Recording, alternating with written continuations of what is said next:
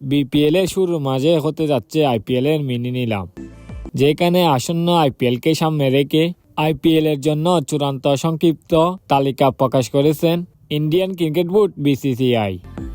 মোট 350 জন ক্রিকেটার চূড়ান্ত তালিকায় জায়গা করে নিয়েছেন শেষ পর্যন্ত মোট বাংলাদেশের 7 জন ক্রিকেটার। তবে যার মধ্যে বড় খবর হচ্ছে সেই 7 জন তালিকার মধ্যে নেই সাকিব আল হাসানের নাম। যদিও প্রাথমিক তালিকায় 1 কোটি রুপি বৃত্তিমূল্যই আইপিএল এর অপশনে নিবন্ধন করেছেন সাবেক বিশ্বসেরা অলরাউন্ডার সাকিব আল হাসান। তবে শেষ পর্যন্ত দেখা যাচ্ছে নিলামের চূড়ান্ত তালিকায় নেই সাকিবের নাম। এদিকে আইপিএল নিলামে সর্বোচ্চ বৃত্তিমূল্য 2 কোটি রুপির ক্যাটাগরিতে রয়েছেন কাটার মাস্টার মুস্তাফিজুর রহমান।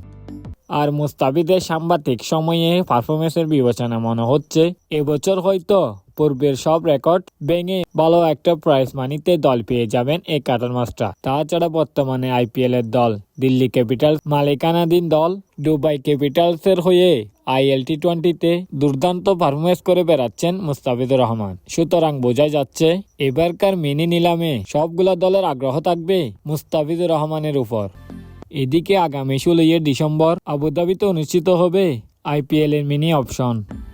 আর মুস্তাফিজুর রহমানের 2 কোটি রুপি বৃত্তিমূল্যের বিপরীতে বাংলাদেশের বাকি 6 জন ক্রিকেটারদের মধ্যে 5 জনের বৃত্তিমূল্য ধরা হয়েছে 75 লাখ রুপি। তারা হলেন allrounder Rishad Hossain, fast bowler Taskin Ahmed, fast bowler Shoriful Islam, fast bowler Tanzim Hasan Sakib এবং ফাস্ট বোলার নাহিদ রানা।